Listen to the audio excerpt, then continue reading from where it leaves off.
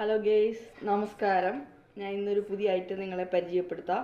അതായത് നമ്മൾ കടയിൽ നിന്ന് അലങ്കാരിൽ നിന്നൊക്കെ വാങ്ങിച്ചുകൊണ്ട് വരുന്ന പയറാണിത്. സാധാരണ നമ്മൾ മെഴുക്കുവരട്ടി വയ്ക്കാൻ ഉപയോഗിക്കുന്ന പയറാണിത്.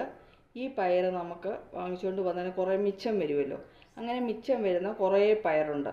ആ പയർ നമ്മൾ എന്താ ചെയ്യേണ്ടതെന്ന് ഞാൻ കാണിച്ചു തരാം. ഇത് നമ്മൾ മെഴുക്കുവരട്ടി എടുക്കുന്നത് പോലെ അതിന് വേണ്ടിയിട്ട് കട്ട് ചെയ്ത് നമ്മളിത് റെഡിയാക്കി എടുക്കുന്നു. നല്ല വൃത്തിയായിട്ട് കഴുകിയെടുക്കുക. കഴുകിയെടുത്തതിന് ശേഷം കുറച്ച് പച്ചമുളക് ഞാനിവിടെ കട്ട് ചെയ്ത് വെച്ചിട്ടുണ്ട്. നടുവേ കുറച്ച് പച്ചമുളക് ഇടുക. എരിവ് വേണ്ടവർക്ക് ഇച്ചിരിയേറെ പച്ചമുളക് ഇടാം. ആവശ്യത്തിന് വേണ്ടവർക്ക് അത് കുറച്ച് അനുസരിച്ചിടാവുന്നതാണ്. ഇനി കുറച്ച് ഉപ്പുണ്ട്, ഉപ്പുപൊടി. ഇതുകൂടെ ചേർത്ത് നമുക്കിതൊന്ന് മിക്സ് ചെയ്തെടുക്കാം. ഞാൻ ഈ കട്ട് ചെയ്ത് വെച്ചിരിക്കുന്ന ഈ പയറിലേക്ക് നമുക്ക് കുറച്ച് പച്ചമുളകുണ്ടല്ലോ, ഈ പച്ചമുളകും ഇട്ട് അതിൻ്റെ കൂടെ നമുക്ക് ഉപ്പ് ആവശ്യത്തിന്, ഉപ്പ് ഒത്തിരി കൂടിപ്പോകാൻ പാടില്ല. കൂടിപ്പോയാൽ നമുക്കത് പിന്നീട് കൊള്ളത്തില്ല. അപ്പോൾ അതനുസരിച്ച് ഉപ്പ് നമ്മൾ കുറച്ച് ചേർത്താൽ മതി. ചേർത്തതിന് ശേഷം ഇത് നല്ല വൃത്തിയായിട്ട് നമ്മളൊന്ന് ഇളക്കിയെടുക്കുക. ഇത് നമ്മൾ കറക്റ്റായിട്ട് നോക്കിക്കേ, ഇത് എല്ലാം കൂടെ നമ്മൾ ഇളക്കി റെഡിയാക്കി വെച്ചിരിക്കുകയാണ്. ഇത് നടുപ്പേ വെച്ച് നമുക്ക് നല്ലതുപോലെ ഒന്ന് ആവി കയറ്റിയെടുക്കാം.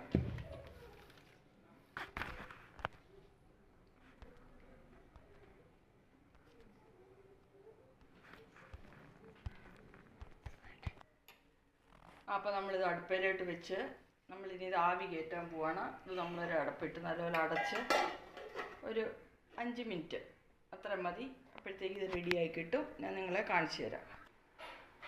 ഇത് നമുക്ക് സ്കൂൾ തുറക്കുന്ന ടൈമിലൊക്കെ വളരെ പ്രയോജനം ചെയ്യും. എന്തുകൊണ്ടെന്നാൽ സ്കൂളിൽ പോകുന്ന കുഞ്ഞുങ്ങൾക്കൊക്കെ ഇത് രാവിലെ 2 എടുത്ത് വറുത്ത് ചമ്മന്തിയൊക്കെ കൂട്ടി പെട്ടെന്ന് നമുക്ക് കൊടുത്തു വിടാനായിട്ട് പറ്റും. അപ്പോൾ ഇത് നന്നായിട്ട് ആവി കയറിയതിന് ശേഷം നമുക്കിത് നല്ലതുപോലെ വെയിലത്തിട്ട് ഒരു 3 ദിവസത്തേക്ക് നന്നായിട്ട് ഉണക്കിയെടുക്കണം. ഉണക്കി നല്ല പരുവത്തിൽ, നല്ല കറുമുറാന്നിരിക്കുന്ന പരുവത്തിൽ ഉണക്കിയെടുത്തതിന് ശേഷം നമ്മളൊരു നല്ല കുപ്പിയിലിട്ട് കാറ്റ് കയറാത്ത വിധം അടച്ച് സൂക്ഷിച്ച് വെക്കുക. നമുക്ക് ആവശ്യമുള്ള സമയത്ത് അത് എടുത്ത് യൂസ് ചെയ്യാവുന്നതാണ്. അപ്പം ഇത് ആവി കയറിയതിന് ശേഷം കറക്റ്റുള്ള പരുവത്തിൽ നിങ്ങളെ ഞാൻ കാണിച്ചു തരാം.